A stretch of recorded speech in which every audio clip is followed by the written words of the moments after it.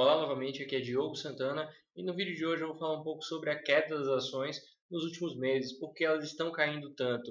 Mas antes de começar eu queria te pedir que você curtisse este vídeo e se inscrevesse no canal, porque isso me ajuda bastante na divulgação. Bom, se você investe em ações, já deve ter percebido que está tudo no vermelho. Desde julho de 2021 para cá, está tudo caindo, todas as ações estão caindo. O Ibovespa chegou a bater os 131 mil pontos em julho, mas agora está por volta dos 98 mil pontos. Só para ilustrar um pouco, tiveram algumas ações que caíram mais de 60% nos últimos 6 meses, como é o caso do Banco Inter, Magalu, Melius caindo 59% e por aí vai, Localweb, Americanas, Via Varejo, Embraer, Apivida, Azul, todas elas caindo mais de 40% nos últimos 6 meses. E essa lista é muito grande, ela não para por aí. Todas essas ações aqui estão com queda de mais de 20%. E aí você se pergunta por que isso está acontecendo, por que essas ações estão caindo tanto.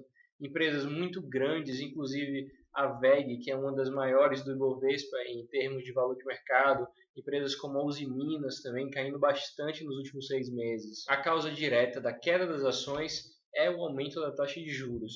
E por que existe o aumento da taxa de juros? Por causa da inflação. A inflação sobe, então a taxa de juros é elevada para conter a inflação. Esse é o mecanismo mais eficiente que existe e todos os governos do mundo todo utilizam para conter a inflação nos seus países, que é o aumento da taxa de juros. Então, se você se pergunta por que as ações estão caindo, a resposta é porque há um aumento da taxa de juros. Por que há um aumento da taxa de juros? Porque há um aumento da inflação. Agora, se você se perguntar por que a inflação está alta, aí é uma resposta que vai ser bem ampla. São diversos fatores que fazem aumentar a inflação. Mas o impacto direto, a causa direta da queda das ações é o aumento da taxa de juros. E esse é o motivo do vídeo de hoje. Eu vou explicar por que a taxa de juros faz a cotação das ações caírem. Existe um termo muito utilizado no mercado chamado WACC, que ele é utilizado em valuation e traduzido para o português, ele significa o custo médio ponderado de capital. E essa aqui é a fórmula dele. Você não precisa entender essa fórmula, não precisa usar essa fórmula no seu dia a dia. Você precisa apenas entender um pedaço dessa fórmula, que é o que eu vou falar a seguir. Passando rapidamente por todos os pontos da equação, o primeiro deles é o KE, que é o custo de capital próprio, e você pode encontrar esse termo também como custo do capital dos acionistas. O segundo é o custo da dívida, que é relacionado a empréstimos e debêntures. O terceiro é o E, que é o patrimônio líquido. E o quarto deles é o D, que é a dívida total da empresa. Existem duas formas básicas de uma empresa se capitalizar. A primeira delas é por meio de empréstimos e debêntures, e a segunda dela é por meio de emissão de ações. Então ela vai abrir o mercado, vender uma parte dela em ações, e todos os acionistas, inclusive eu e você, vamos comprar essas ações e o dinheiro vai para o caixa da empresa. Essa é uma forma de se capitalizar.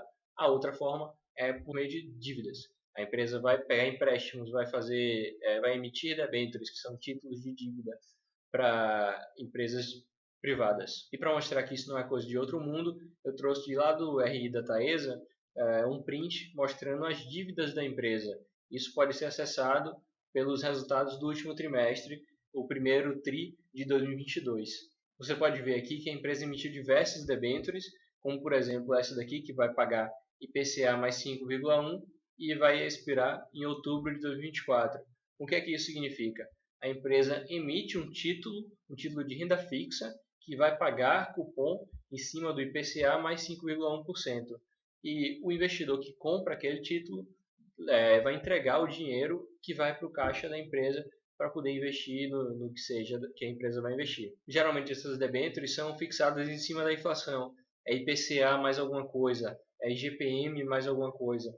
Mas também é possível encontrar um percentual do CDI, como essa daqui, que é 108% do CDI. Você já deve ter percebido que quanto mais alto o IPCA, quanto mais alta a inflação, mais a empresa vai ter que pagar nessa dívida. E nessa dívida que está relacionada com o CDI, também significa que quanto maior o CDI, mais a Taesa vai ter que pagar. Então o que nós temos hoje é um cenário de aumento da inflação, aumento do IPCA e aumento do CDI, aumento da taxa de juros. Por isso que essas dívidas elas ficam mais pesadas para as empresas, não somente a Taesa, mas qualquer outra empresa que emita dívidas. Agora voltando para a fórmula do WACC, vamos para mais um ponto que explica a queda das ações de acordo com a alta da taxa de juros. Esse ponto seria especificamente essa parte da fórmula, o KE, que é o custo do capital próprio, o custo do capital dos acionistas. O KE é calculado basicamente somando a taxa livre de risco mais o beta da ação, multiplicado pela subtração do prêmio de risco com a taxa livre de risco. E essa taxa livre de risco se repete 2 vezes e ela é muito importante, por isso eu marquei de vermelho. E o que é essa taxa livre de risco? Ela é basicamente a taxa de juros de longo prazo. E você pode utilizar, por exemplo, a taxa de longo prazo emitida pelo BNDES, calculada pelo BNDES. Hoje essa taxa de longo prazo seria IPCA mais 5,01. Mas a parte mais importante, a parte que a gente quer saber, é essa parte fixa da taxa, é o 5,01.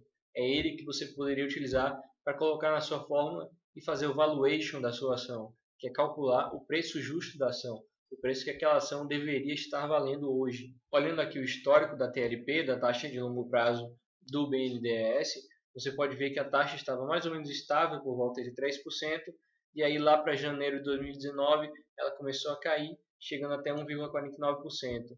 Mas logo após a pandemia, essa taxa se elevou bastante, subindo até o patamar atual dos 5,01%.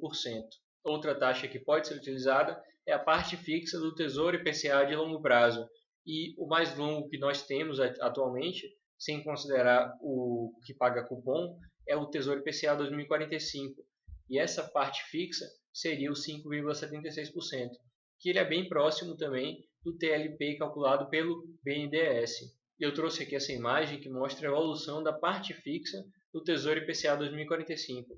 E fica bem claro a evolução dessa taxa, o quanto que ela subiu nos últimos meses. Desde o final de 2020 para cá, ela só vem subindo, saindo de mais ou menos 3% para chegar até os 5,76% que nós temos hoje, que é a imagem que eu peguei do dia 24/6 de 2022. Então, se formos usar a TLP como uma taxa livre de risco, nós temos duas situações. Em outubro de 2020, ela chegou no patamar mais baixo, em 1,49%.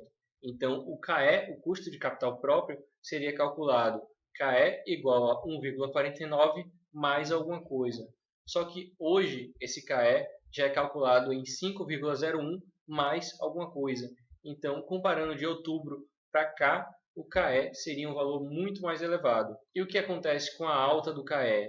O OC também aumenta, porque eles são ativos diretamente proporcionais de acordo com a fórmula. Quando o KE aumentar, ele sair de 1,49 mais alguma coisa para 5,01 mais alguma coisa, o OC também vai aumentar bastante. E é agora que chegamos no ponto mais interessante do vídeo de hoje. Como calcular o valor justo de uma ação? O método mais utilizado é o fluxo de caixa descontado, que é exatamente essa fórmula que está na tela. O que seria isso? O valor do ativo, o valor justo de uma ação hoje, seria o FC1, que é o fluxo de caixa do primeiro ano, mais o fluxo de caixa do segundo ano, mais o terceiro ano, mais todos os anos futuros. O fluxo de caixa da perpetuidade de uma empresa. Isso significa o quê? Se você vai comprar uma empresa, se você quer comprar alguma empresa, por exemplo, por R$1 milhão, é esperado que essa empresa vai te gerar no primeiro ano, mais no segundo ano, mais em todos os outros anos, pelo menos R$1 milhão. Esse seria o valor justo dessa empresa. Claro que nenhum analista vai conseguir fazer isso aqui de forma precisa, porque ninguém consegue saber com certeza quanto é que uma empresa vai gerar de caixa nos próximos anos.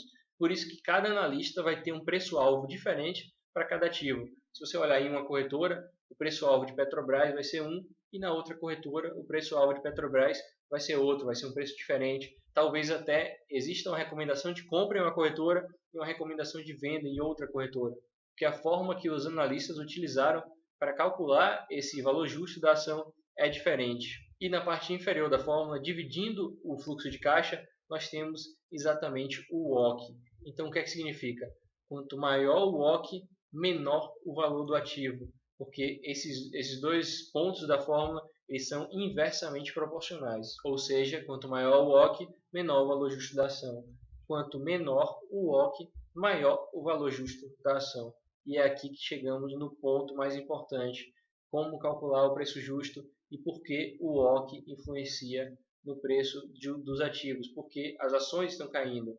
É exatamente porque o WOC está aumentando. Resumindo tudo que eu acabei de falar, como existe uma alta da inflação, é feito um aumento da taxa de juros para conter a inflação.